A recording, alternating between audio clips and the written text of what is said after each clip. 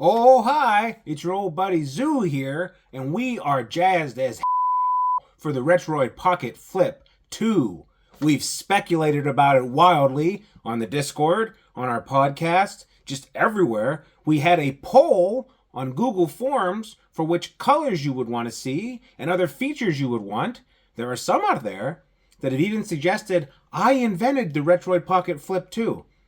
We'll get to that. But generally speaking, we've kind of manifested this into existence as a group. Now, for a couple weeks now, Retroid has been teasing us with little drips and drops of news on Twitter. And just the other day, they released the final specs. The console is going to have two different versions. One will have the Dimensity 1100 chip from the Retroid Pocket 4, and the other one is going to have the Snapdragon 865 from the Retroid Pocket 5. And the Retroid Pocket 5 is going to give you really good performance up to and including PlayStation 2, Gamecube, 3DS, that other Nintendo system we're not supposed to talk about, but it's going to get a new version soon. Better switch the subject.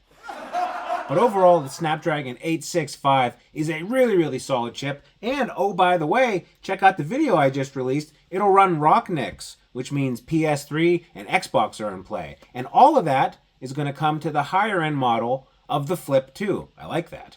Now, the D1100 is what we already had in the Retroid Pocket 4 Pro. It's really neck and neck with the Snapdragon 865. It's just slightly less powerful. So you're going to have slightly worse performance with GameCube, PS2, 3DS, all that stuff. But the vast majority of those libraries are still going to be playable. A lot of them playable at 2x, by the way.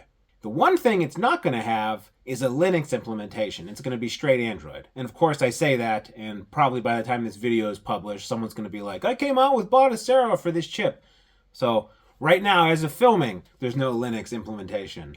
The look of the new Flip is basically going to be a Retroid Pocket 5, but as a Flip. It's going to have that same 5.5-inch AMOLED 1080p screen, the same one that's already in the RP5. The screen is really good. I have zero complaints about it in the RP5, and I'm glad they're using it. It is 16:9, so you're going to get some letterboxing on 4:3 systems, but it's not a huge deal, and this thing is going to be great for streaming or any Gen 6 games and beyond. The ergonomics of this thing actually look really good in the renders. I was a huge fan of the original Flip, and this looks like an improvement across the board. We have Hall sticks that look like they have a decent amount of maneuver room, for a clamshell at least. It's definitely an upgrade from sliders. It's also got some comfy looking triggers, and it just overall looks comfy. But it is a D-pad on the bottom device, so people who hate that will hate that.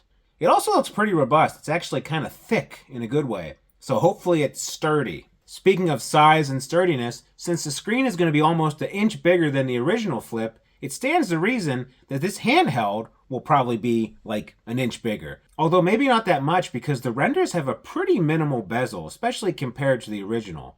We'll have to see actual pictures when those release before we can figure that one out. Start and select and your other two hotkeys are on the very top of the bottom gamepad area, so it might be a weird adjustment if you're used to those buttons being on the bottom or the back of the handheld like on the original Flip. Also, there don't seem to be any M1 and M2 buttons. Although I rarely use them on the original, there are some people who are crazy for those buttons, and they don't seem like they're there, so that's probably going to be a drawback for you. Now, after a lot of speculation and a Google poll, Retroid has ended up with 4 launch colors. The first, and kind of the most intriguing for me, is a Baja Blast color called Ice Blue. It really reminds me of a similar color option they had for the RP4. It's honestly really cool looking. I just gave mine away as part of a raffle for my kids' school. They have a fundraiser, but man, it's a really good looking color. They also have an SNES colorway, which is very obviously inspired by the US release of the Super Nintendo, because it has 2 different shades of purple for its buttons, as opposed to those scale buttons, which is a pretty cool option for those of us from America. Actually getting kind of tired of the Super Famicom colors. I didn't grow up with them. I grew up with those 2 purples. Then there's a black model which looks really clean, especially with the RGB lighting on the sticks. I guess maybe I'd be worried about smudges, but otherwise it looks really sharp. And then finally you're going to have that sweet as GameCube indigo color they had on the RP5. This is objectively the best, obviously, and they fixed the green. It's the authentic seafoam green instead of this regular green.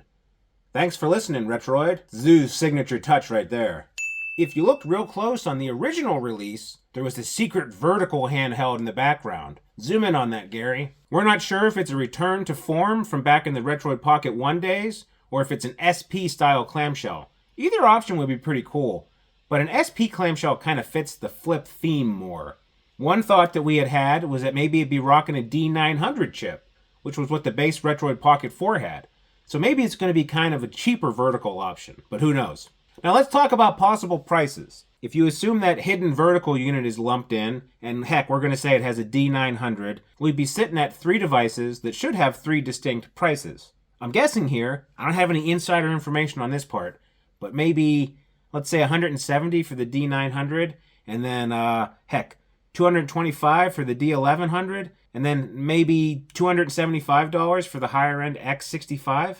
That would set them at 3 distinct price points without forcing competition with lower-end Ambernix or Powkitties, or on the other side, competition with the higher-end Odin 2 lineup.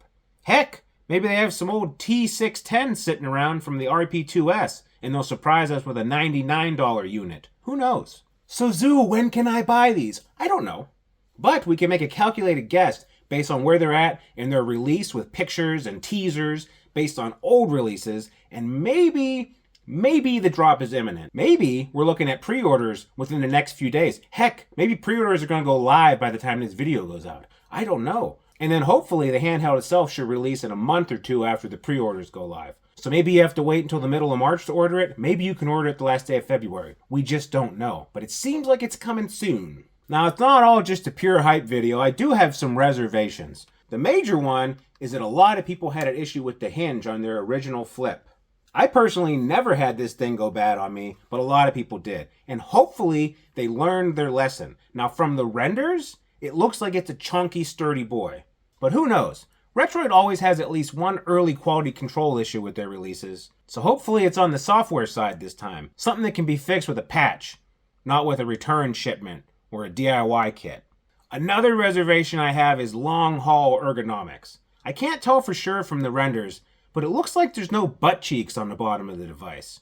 Now, there is going to be a balance between comfort and pocketability. That's obvious. But the one thing I did miss on the original Flip was that it could have had some butt cheeks, right? It could have had something to maybe rest your index fingers on. It didn't, and it wasn't a big deal playing this for half hour, 45 minutes. But if I'm going to sit down and play a game for like 3 hours, hand starts to get a little crampy. It's honestly something that happened to me on the original 3DS and the original DS. It's just too flat for me. I would like to see some sort of bump here.